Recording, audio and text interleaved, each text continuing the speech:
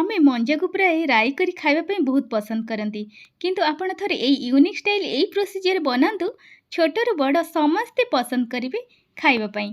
Hi friends नमस्कार तेजस kitchen को आपण मानको बहुत बहुत स्वागत करछि। आज मु नेके आछि ओडिसा रा ऑथेंटिक रेसिपी मंजा बुट डाली तरकारी। आशा करछि आपण मानको पसंद आसीबो। प्लीज वीडियो को फुल वॉच करंतु। पसंद आसिले वीडियो को लाइक सब्सक्राइब करि नेबे। एबे चलंतु कोन कोन जिंस आवश्यक एबे आमे स्टार्ट करनेबा। एबे मु नेछि गोटे मंजार स्टिक नेछि आउ एठी मु गोटे कप बुट डाली को भिजे की रखिछि।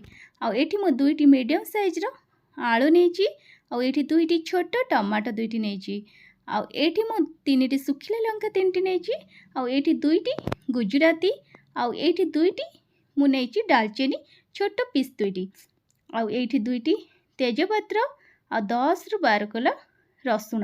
एठी अदा मु गोटे इंच नेछि आ बड़ साइज रो गोटे प्याज नेछि।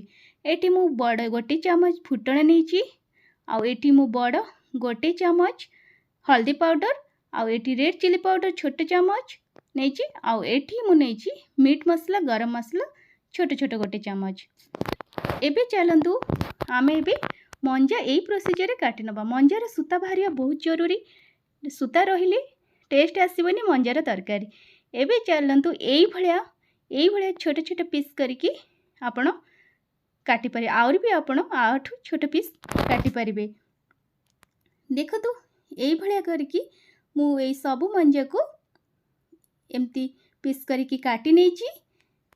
एबे चलंतु मंजा हमर तो भल भाबे कटा है कि एबे मु ताकू धोई सारी की रेडी करके रखिछि। एबे मु गोटे पैन बसई की 2 ग्लास पानी ऐड कर नेछि आउ एथिरे मु गोटे छोट चम्मच हल्दी पाउडर ऐड कर नेछि आउ एटी स्वाद अनुसार लूण भी मु ऐड कर नेछि आउ एटी किछि सेकंड पाई मु एटी बॉईल करिया को पानी टाको रखिछि। देखो पानी टा भी फुटी आसलानी आउ मु एटी रखिथिली मंजा को धोई की मु एटी ऐड कर नोछि। आकु मंजा को भल भाबे आकु ऐड करिकी मिक्स कर नबा। मिक्स करिकी एको आमे 5 मिनिट पाई बॉईल हबाक दबा कारण मंजार तार कसा पानीटा आमे एक्स्ट्रा एटा भाग करिया दरकार नले टेस्ट आसीबनी मंजार तरकारी। एठी आमे मसला चलंतु रेडी कर नबा। मसला पई मु एठी अदा रसुण पियाज आ एठी गोटे तेजपत्र आ गोटे गुजराती आउ एठी छोट पीस खंडे दालचीनी मु नेछि आउ एठी गोटे सुखिला लंका एठी मु ऐड कर नेछि। आकु आमे अध कप पानी देकी बाटी नबा। आकु आमे खदड़ ही रखिबा चिकन करी बाटीबानी। एठी हमर देखंतु बटा हे जाईची मसला। एबे हमरो ये 5 मिनिट हे साइलेनी। देखिया मंजा हमरो मंजार देखंतु तार जो कसा पानीटा बाहरी आछि। एको आमे भल भाबे छाणी की मंजा साइड कर रखी नबा आ तार कसा पानी की ठंडा हला परे गछ मूल दे देबे। एटा बहुत भल। आ एबे मु प्रेशर कुकर बसई नेछि आ ता मु एठी भिजे की रखिथिली बुट डाली आ आलू को एई भली स्मॉल पीसेस करी काटि नेछि। आकु भी मु एबे आलू बुट डाली को ऐड कर नेछि आ एठी छोट हल्दी पाउडर चम्मच मु ऐड करछि आ स्वाद अनुसार लूण आ मु रखिथिबा मंजा को एबे आउ थरे बॉईल हबा को बुट डाली सहित मु मिक्स कर नेछि।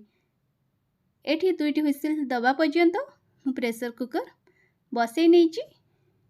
एबे चलंतु पैन रे आमे पैन बसई नै तादरे सोरिष तेल एबे ऐड कर नबा आ एठी मु चीनी ऐड करि नेछि। चीनी देखंतु ब्राउन कलर हे गलानी। एठी मु तेजपत्र गोटी गुजराती गोटी आ छोट पीस दालचीनी एठी ऐड कर नेछि आ एठी मु फुटण को भी एका सहित ऐड करि नेछि। एको आमे देखंतु मु प्याज गोटे बाटीबार नेथिली। एठी मु छोट साइज रो गोटे प्याज एई भली स्लाइस करी काटी की ऐड करि नेछि। एठी सुखिला लंका मु 2टी एबे ऐड कर नेछि। आकु आमे किछि टाइम पे गोळे नबा। एठी आमे बाटी थिबा मसला को एठी मु ऐड कर नेछि। आकु आमे गोळे देछि गोटे एठी मु चॉप करी रखिथिबा टमाटो को ऐड कर नेछि आउ लूण जेहेतु टमाटोटा शीघ्र मेल्ट हो किछि टाइम पे लूण ऐड करके एबे हमें से एठी मु हल्दी पाउडर ऐड करनी आउ रखिथिबा रेड चिली पाउडर भी मु एका सहित ऐड करनी आउ एठी मीट मसला आ गरम मसला एका सहित 4टी पाउडर मु ऐड करनी कि आकु हमें किछि टाइम पाई भल है गोले नबा। देन एबे हमें देखंतु एबे हमें भल भाबे गोले नहीं कि 2 मिनिट पाई मसला को घोड़े की बसे नबा।